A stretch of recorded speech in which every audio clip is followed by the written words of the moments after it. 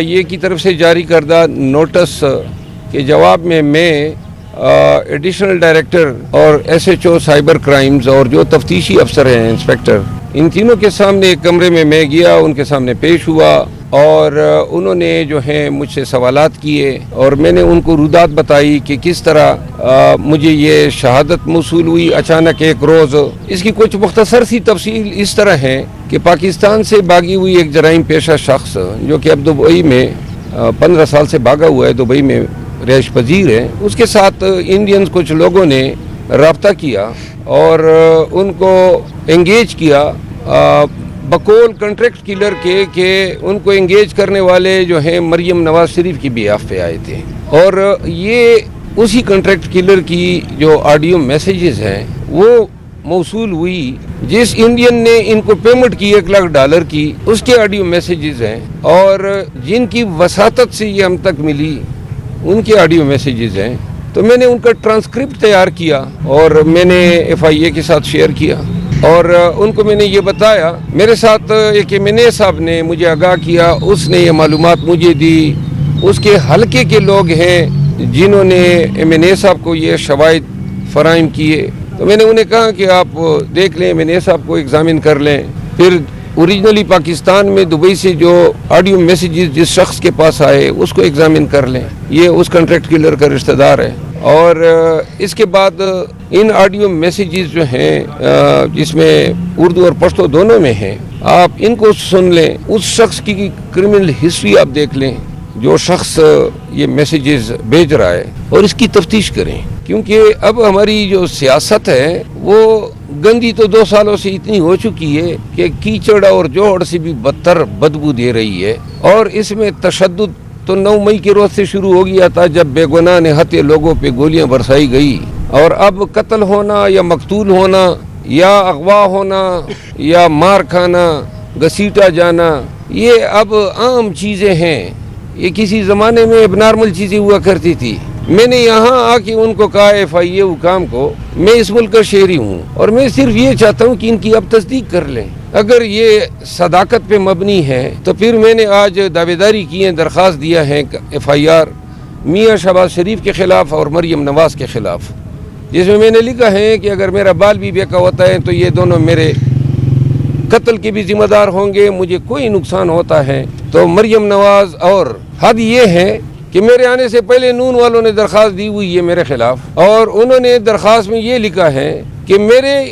یہ بتانا کہ جی میرے خلاف کنٹریکٹ کلر ہائر ہوئے ہیں، اس سے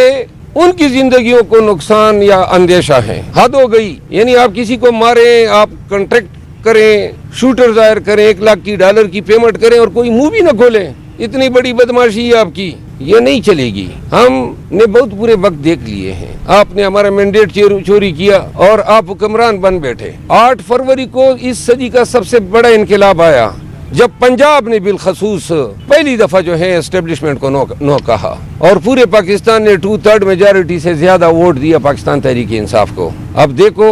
پورا پاکستان دیکھ رہے ہیں اور یہ خود بھی سوچتے ہوں گے یہ اس ملک کے ساتھ کر کیا رہے ہیں۔ امریکی ایما پہ اور ان کی ملی بھگت سے پاکستان میں 2 سال سے قیامت صغریٰ برپا ہے۔ تو لہٰذا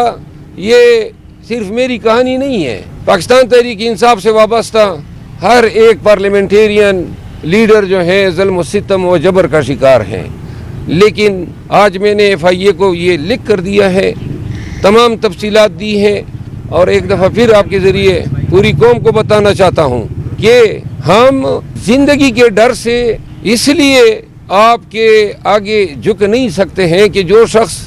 71 اب 72 سال کے ہونے والے ہیں، نہ کرتا گناہوں میں آج بھی دوسری گرمی آ رہی ہیں اور جیل میں پڑا ہوا ہے، قوم نے اس کی پارٹی کو مینڈیٹ دیا، آپ کے 9 مئی کے بیانیے کو رد کیا، آپ کے تمام غلیظ الزامات کو جو ہیں انہوں نے اپنے پاؤں تلے روندا، اور 8 فروری کو مینڈیٹ بتا رہا ہے کہ قوم کس کے ساتھ کھڑی ہے۔ اب ان اونچے ہتھکنڈوں کے ذریعے، اور اگر سیاست میں یہ قتل کرنا یا احساسن ظاہر کرنا یہ روزان آ جاتا ہے تو میرا خیال ہے کہ اس سے پوری سیاست کو اور تمام سیاستدانوں کو خطرہ ہے۔ یہ سیاست کی اینٹ سے اینٹ بجا دے گا،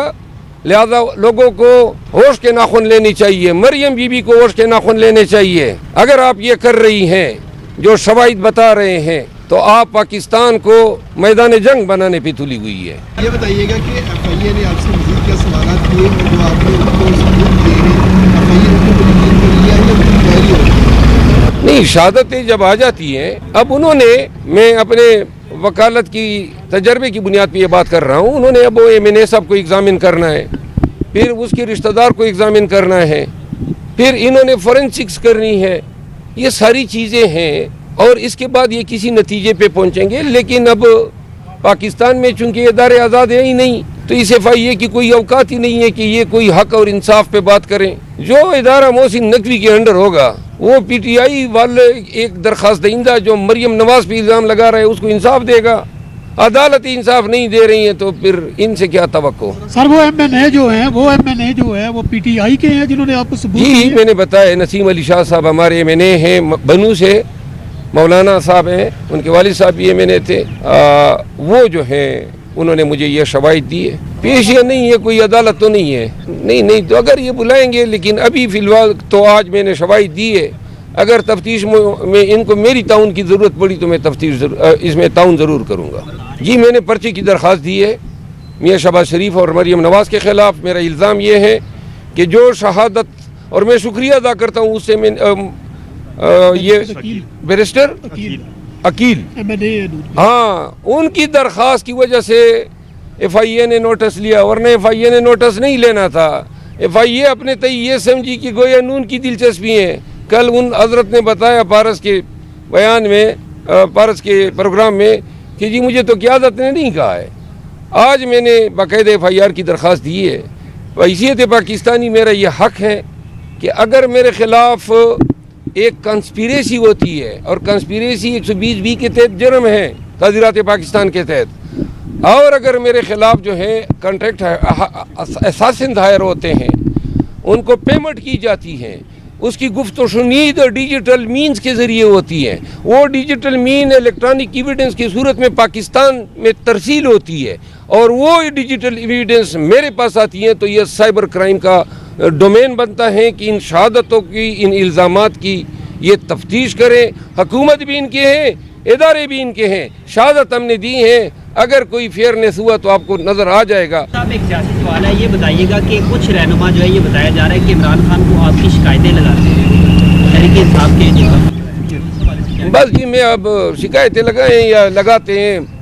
اب سمجھے میں شکایت پروف ہوں. سر آپ کا موبائل منگوایا گیا تھا آپ سے, آیا موبائل بھی انہوں نے چیک کی ہے یا موبائل انہوں نے نہیں, وہ میں نے کچھ نمبر وغیرہ انہوں نے مانگے جو میرے کنٹیکٹس میں تھے تو میں نے دیے. ٹھیک ہے, تھینک یو.